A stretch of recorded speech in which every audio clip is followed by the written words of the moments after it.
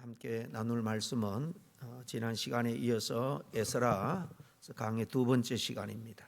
1장 5절에서 11절까지 말씀 한 목소리로 함께 읽습니다. 시작.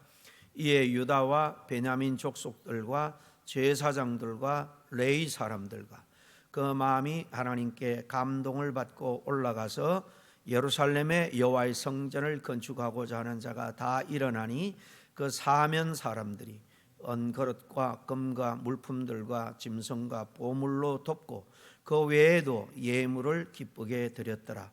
고레스 왕이 또 여호와의 성전 그릇을 꺼내니 옛적에 느부갓네살이 예루살렘에서 옮겨다가 자기 신들의 신당에 두었던 것이라. 바사 왕 고레스가 창고직이 미드닷에게 명령하여 그 그릇들을 꺼내어 지어서 유다 총독 세스바살에게 넘겨주니 그 수는 금 접시가 30개요 은 접시가 1000개요 칼이 29개요 금 대접이 30개 그보다 못한 은 대접이 410개요 그 밖에 그릇이 1000개이니 금 은 그릇이 모두 5400개라. 사로잡힌 자를 바벨론에서 예루살렘으로 데리고 갈 때에 세스바살이 그 그릇들을 다 가지고 갔더라. 아멘. 오늘 여기 고레스 왕이 나오고요. 또 그 1차 포로민들을 데리고 온 지도자 세스바살이 나옵니다. 세스바살은 바로 스룹바벨이에요. 스룹바벨은 바벨론에서 태어난 아들이다, 그런 말인데 이 히브리어고요. 세스바살은 그때 이 포로민 중에서 똑똑한 사람들을 이렇게 각 그 식민 통치를 해야 되니까 그 지역에 지도자를 세우는데 왕궁에서 애굽 사람들 아니죠 이스라엘 사람들의 대표자로 섬겼던 이 스룹바벨, 이 왕궁에서는 그 바벨론의 이름으로 불려졌습니다. 이게 바로 세스바살인데 태양의 아들 그런 이방신의 이름을 따서 바벨론 사람이 지은 이름입니다. 그래서 여기 여러 이름들이 나오는데 이 스룹바벨은 세스바살이다, 동일한 인물이다. 그리고 우리가 읽은 책은 에스라입니다. 에스라서. 사실 에스라는 7장에 가서 나옵니다. 7장에 가서 1차 귀환은 스룹바벨이 지도자고 2차 귀환할 때 지도자가 제사장 겸 학사인 에스라가 2차 포로민들을 데리고 오는데 이 1차하고 2차는 사실 갭이 한 80년이 된다라는 사실이에요. 그러니까 1차 포로민들이 돌아온 것은 이 고레스의 칙령대로 돌아와서 성전을 재건하는 일이죠. 성전 재건도 20년이 걸렸어요. 시작하고 한 1, 2년 지나서 주변 사람들의 반대로 오랫동안 성전 건축을 중단하고 자기 사는 일터, 집, 자기 일에 바빠서 성전 건축 일을 미루다가 나중에 완공을 하는데 이 시작하고 20년 만에 완공을 하죠. 그리고 이제 6장에 완공한 장면이 나오고 7장 2차 포로민이 귀환할 때까지는 그 6장 7장 사이는 1, 2차가 80년이니까 20년 걸렸고 건축에, 그리고 2차 올 때까지 성전 건축으로는 60년이 60년. 그러니까 6장과 7장 사이는 시간적으로 60년의 갭이 있다. 출애굽기 창세기 끝장과 출애굽기 앞에 출애굽 사건은 400년의 갭이 있죠. 갭이 좀 역사적인 사실을 우리가 좀 공부하면서 객관적으로 성경을 좀 깊이 탐구할 필요가 있습니다. 왜냐하면 하나님은 역사의 주관자이기 때문에. 오늘 여기 읽은 말씀은 지난 시간 우리 1장 고레스 칙령 다음에 누가 어떤 자들이 1차로 돌아와서 성전을 재건했는가 하는 그 이름들이 이제 2장에는 구체적으로 나오고 여기서부터 시작이 되는데요. 사실 이 칙령이, 이 고레스가 보낸 칙령이 역사적인 사실인 것이 1800년대 말에 영국의 고고학자들이, 지금의 이라크죠, 유프라테스강, 티그리스강 이쪽이 이제 바벨론 제국이고, 지금 전쟁하는 이란은 그 동편입니다. 이란 고원이라 그래서 그 동편이 지금 페르시아 바사가 나오죠. 고레스가 바사 왕이잖아요. 이 이란 민족이 바로 페르시아 민족이에요. 페르시아의 후손입니다. 한 100여 년도 더 전에 영국의 고고학자들이 이 바빌로니아 문화를 이렇게 고고학적으로 발굴하는 중에 이 실린더 거러처럼 이렇게 길쭉한 토기로 된 것을 발견했는데, 여기 막 문자들이, 알 수 없는 문자들이 있는 거예요. 그래서 나중에 연구를 해보니까 바로 고레스가 이 포로민들을 돌려보내는 칙령이 고고학적으로 발견이 된 거예요. 그것을 고레스 실린더다, 이렇게 실린더 모양으로 원통형으로 되어 있기 때문에 지금 영국의 대형 박물관에 보존이 되어 있습니다. 이 성경의 역사가 그대로 역사적인 사실이다라는 사실을 우리가 염두를 했으면 좋겠습니다. 지난 시간에 이어서 이 에스라서 배경을 다시 한번 좀 떠올려 보시길 바랍니다. 이스라엘 백성들이 바벨론 제국에 의해서 포로 잡혀간 70년간 시간이 지났죠. 나라를 잃고 또 성전은 폐허된 상태로 있었습니다. 사람들의 마음속에는 아마 이런 생각이 있었을 거예요. 우리 민족은 이제 끝장이 났다. 하나님이 우리를 버린 게 분명하다. 아마 이렇게 본토에 남아있는 사람이나 포로 잡혀간 사람이나 이스라엘 백성들은 이런 생각으로 오랫동안 패배의식에 신앙도 잃고 살았을 겁니다. 그러나 성경은 우리에게 분명히 말합니다. 하나님의 역사는 인간의 실패로 끝나지 않는다라는 거예요. 바벨론 제국이 무너지고 이 페르시아, 성경에는 바사라고 나오죠. 바사 왕 고레스, 이 페르시아입니다. 이 페르시아 제국이 등장을 하죠. 그리고 페르시아의 이 왕 고레스가 놀라운 명령을 내립니다. 이 유대인들, 이스라엘 백성들은 예루살렘으로 돌아가라, 포로들을 돌려보내는 것과 더불어서 놀랍게도 너희들의 성전을 다시 건축해라 라고 명령합니다. 이건 단순한 정치적인 사건이 아니에요. 1장 1절에 지난 시간에 봤습니다마는 하나님께서 고레스 왕의 그 마음을 감동시키셨다라고 되어 있죠. 이것이 하나님의 역사 방식이에요. 세상을 움직이는 방식입니다. 하나님 먼저 사람의 마음을 움직여, 그 마음을 움직일 때, 사람이 마음이 감동될 때 역사가 일어나는데요. 왕의 마음이 움직이니까 이 나라의 정책이 바뀝니다. 그전 이 바벨론 정책은 아주 강경했습니다. 포로민들을 다 흩어버리고 자기 그 동족들의 고유 신들을 섬기지 못하도록 했습니다. 그런데 이 페르시아가 이 바빌론을 점령하고는 하나님이 이 고레스의 왕의 마음을 움직이니까 정책이 바뀌고 종교의 자유를 준 겁니다. 그리고 포로들도 각 너의 본토로 돌아가서 삶의 터전을 다시 일구어라. 그리고 신앙도 너희 신앙을 회복해라. 이스라엘 백성들에게는 무너졌던 성전을 다시 세울 수 있는 그런 기회를 주는 겁니다. 그런데 오늘 우리가 읽어 이 본문을 보면 하나님의 역사는 거기서 끝나지 않아요. 왕이 명령했다고 해서 모든 사람들이 다 자동적으로 일어나 움직인 것은 아니라는 겁니다. 많은 사람들이 여전히 바벨론에 남아 있습니다. 70년 동안 살았으니 거기에서 2세들도 후손들도 태어났고요. 삶의 터전도 일구었을 거예요. 익숙한 환경이 되었을 겁니다. 그런 때문에 그들은 거기에 머물기를 원했던 사람이 더 많았을 겁니다. 그런데 오늘 본문 5절에 보면 그 마음이 하나님께 감동을 받고 일어나니 감동을 받은 자는 일어났다라는 겁니다. 이 말씀이 오늘 나누는 말씀의 핵심인데요. 감동된 사람들이 일어났다라는 겁니다. 누가 예루살렘으로 일어나서 돌아갔느냐? 누가 일어나서 무너진 성전을 다시 세우는 일에 참여를 했느냐? 능력이 많은 사람, 가문이 좋은 사람, 뭐 조건이 좋은 사람이 아니에요.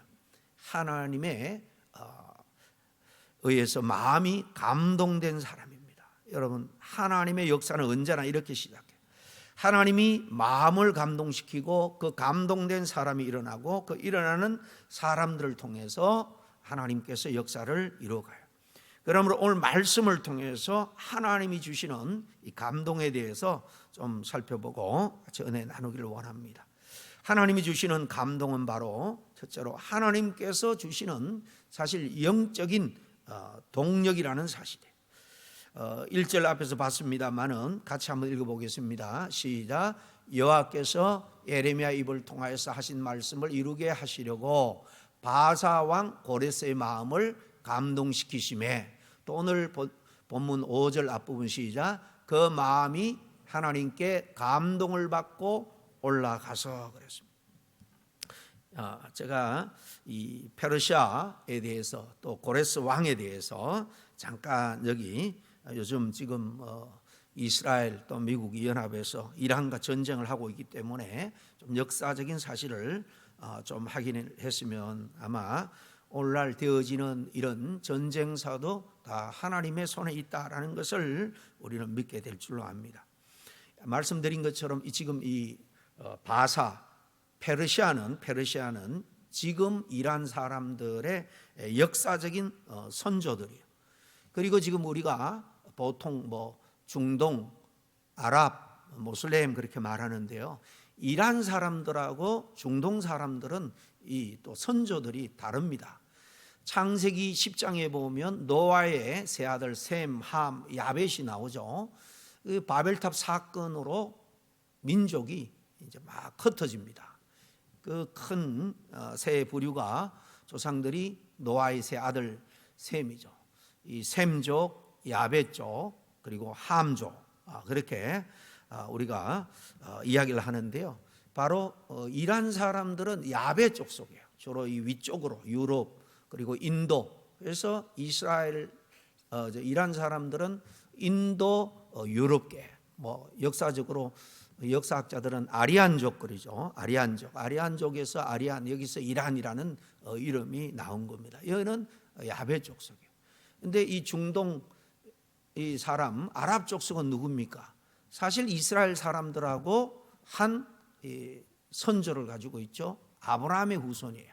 바로 중동은 이스마엘의 후손들이고 또 이스라엘은 약속의 아들 바로 이삭의 후손들이죠. 이들은 다 셈족입니다. 셈족. 그 노아가 포도주에 취해서 좀 수치를 드러낼 때 셈족이 가려주고 이 함족이 부끄러움을 드러내고 그 야벳 쪽은 그냥 중립을 지키고 있었습니다. 어쨌든 이런 역사적 배경을 갖고 있는 이 페르시아, 지금은 이렇게 이란하고 이스라엘이 철천지 원수로 전쟁까지 하고 있습니다만은 원래는 그렇게 원수가 아니었어요. 바사 페르시아가 바벨론을 정복하죠. 바벨론의 중심은 지금 이라크입니다. 유프라테스가 티그리스가. 거기 오른쪽이 지금 이란이죠. 이란족이죠. 여기 이제 바벨로니아가 꼽히고 나중에 페르시아가 이란 쪽에서 일어납니다. 그리고 위쪽에 이 미디아라고 성경에도 나오는데 또 메데라는 나라를 세웁니다. 그러니까 바사와 메데, 처음에 바벨론을 무너뜨릴 때 페르시아가 그냥 확 커서 무너뜨린 게 아니고 위쪽에 메데 제국하고 합력해서 힘을 합쳐서 페르시아가 바벨로니아를 무너뜨리고 그 다음에 페르시아가 메데를 또 정복을 하고 이 바사 페르시아 제국이 오랫동안 서게 된 거예요.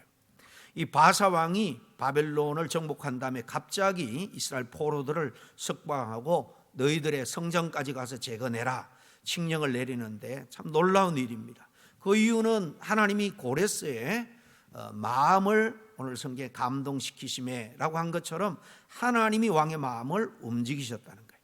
성경은 하나님이 세계 역사를 주권적으로 다스리는 분이다라고 누누이 말씀하는 것처럼 당시 이 페르시아의 정책, 세계 제국의 변화들 이 모든 것 위에 하나님의 주권적인 섭리가 있었다라는 것을 우리는 알 수 있는 겁니다. 그리고 성경적으로 가장 놀라운 것은, 더 놀라운 것은 이 사건이 이렇게 바사가 일어나서 바벨론을 무너뜨리고 또 고레스를 통해서, 바사의 첫 왕 대왕 고레스를 통해서, 고레스를 제국 대왕이라고 하죠, 통해서 이렇게 성전이 재건될 것이다. 이게 이사야 선지자를 통해서 150년 전에 이미 정확하게 예언을 하고 있다는 거예요. 이름까지도 이사야에서 44장 28절 한번 보겠습니다. 시작. 고레스에 대하여 이르기를 그는 나의 목자라, 예루살렘에 대하여 이르기를 건축되리라 하며 성전에 대하여 이르기를 기초가 놓이리라 하리라. 이사야 선지자는 이 고레스의 칙령이 있기 150년 전에 한 예언입니다. 45장 1절도 보겠습니다. 시작. 여호와께서 그의 기름 부음 받은 자 고레스에게 이르시되, 여기 고레스를 하나님께서 기름을 부었다, 하나님이 세웠다는 겁니다. 아직도 이 제국이 생기기 전이고 고레스라는 사람이 이 지구에 나타나기 150년 전이야. 내가 그를 기름 부어서 왕으로 세우겠다는 겁니다. 얼마나 놀라운 이야기입니다. 하나님은 고레스가 이렇게 태어나기도 전에, 페르시아 제국이 등장하기도 전에 그를 통해서 이 성전 재건을 이루겠다 말씀한 겁니다. 실은 하나님은 교회 안에서만 일하는 분이 아니라 세계 역사 속에서도 일한다. 제국의 흥망성쇠도, 또한 권력자의 결정도, 세계 정치도 하나님의 구속 계획을 위해서 이렇게 사용되고 있다라는 겁니다. 그래서 에스라는 말합니다. 성전 재건은 믿음 좋은 사람들의 계획이 아니라 하나님이 시작하신 일이다라는 거예요. 오늘 이제 이 본론으로 돌아와서 이처럼 하나님은 하나님의 일을 먼저 사람에게 그 마음을 감동시켜 이루어간다. 이런 점에서 하나님이 주시는 감동은 바로 그를 이렇게 하나님의 일을 위해서 움직이게 하는 영적인 동력인 거예요. 여러분, 회복은 단순히 명령이나 계획으로 이루어지지 않습니다. 하나님께서 그 사람의 마음을 감동시켜 행동하게 하실 때 가능한 겁니다. 고레스는 당시 세계 제국의 왕이에요. 대왕이었습니다. 그런데 그가 하나님의 전을 짓게 하고 포로들을 이렇게 돌려보내는데, 그 성전에서 이 바벨론 느부갓네살이 탈취해온 전리품, 성전 기물들도 도로 주고요, 그 나라 또 백성들에게까지 건축에 필요한 것들을 돌아가는 그 포로민들에게 주라라고 명령한 겁니다. 다 하나님이 성전 건축에 필요한 사람들을 동원하고 감동시켜서 역사하는 일이다라는 겁니다. 둘째로 오늘 감동에 대해 생각해 볼 것은, 감동된 자만이 회복과 놀라운 축복에 참여할 수 있다라는 사실인데요. 오늘 앞에서부터 오늘 읽은 이 말씀까지 보면 감동을 받아서 성전 건축에 참여하게 된 사람은 크게 세 부류입니다. 첫째 말씀드린 것처럼 바로 고레스 왕이죠. 고레스가 하나님으로부터 먼저 감동을 받았습니다. 이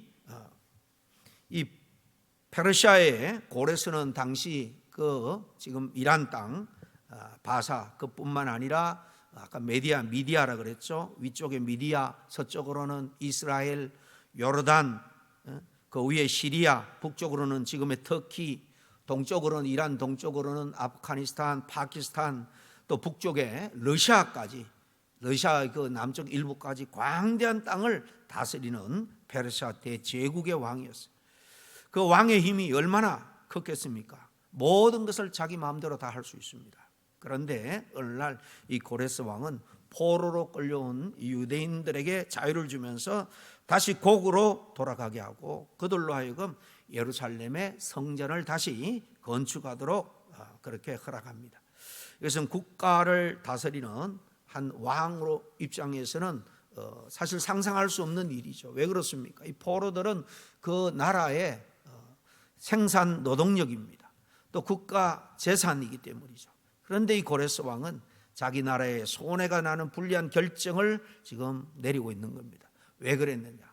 고레스 왕이 하나님의 감동을 받았기 때문입니다. 그래서 그는 하나님을 공경하기 시작하고 그 백성들을 생각하게 되었습니다.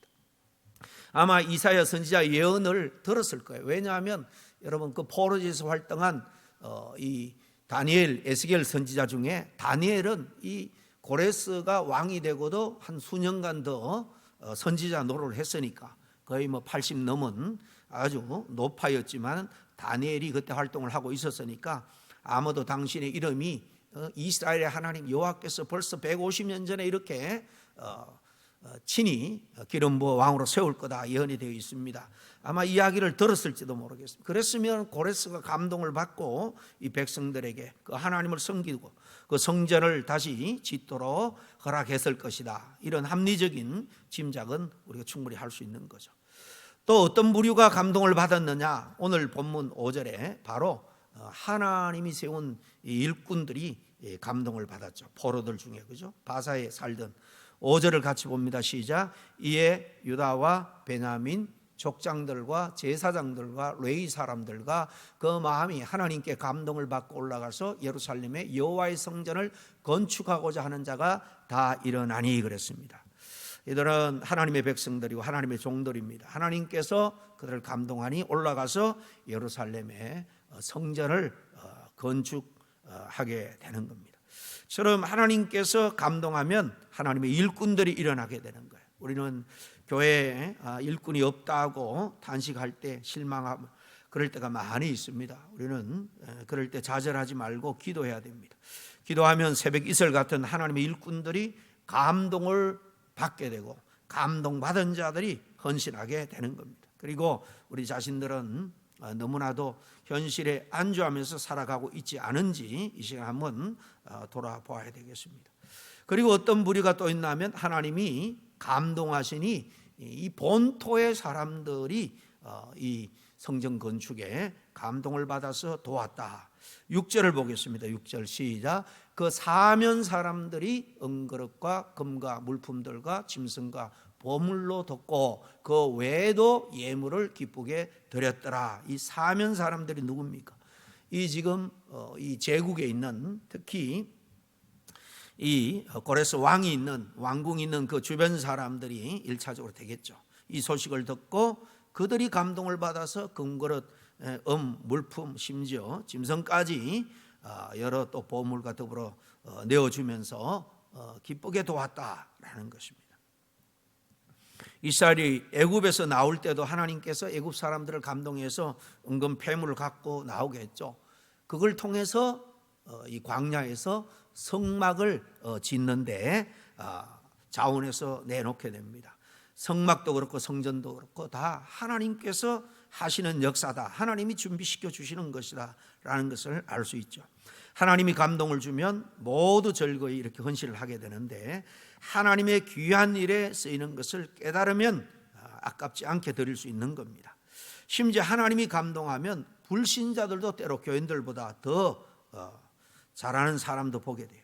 불신자들이 교회를 도울 때가 가끔 있는데요. 그 마음을 주관하는 이가 하나님입니다. 하나님께서 감동을 주시면 심지어 원수까지도 돕습니다. 잠언서 21장 1절 말씀을 한번 같이 보겠습니다. 시작. 왕의 마음이 여호와의 손에 있음이 마치 봇물과 같아서 그가 임의로 인도하시는도다. 왕의 마음, 세상의 이 통치자들의 마음이 하나님의 손에 있다는 거예요. 이 봇물 같다라는 것은 하나님의 손에 있는 이 어떤 물의 수로라고 볼 수 있겠어요. 이 수로와 같기 때문에 하나님께서 임의로 인도한다. 하나님이 원하시면 물꼬를 하나님 마음대로 돌린다라는 것입니다. 세상의 정치 권력도 다 하나님의 주권 아래 있다라는 말씀이죠. 아무리 북한이 핵을 가지고 위협을 한다 할지라도 하나님의 역사하심에 달려 있는 줄 우리는 믿어야 됩니다. 여러분, 하나님께서는 능력 있는 사람만 쓰는 것이 아니에요.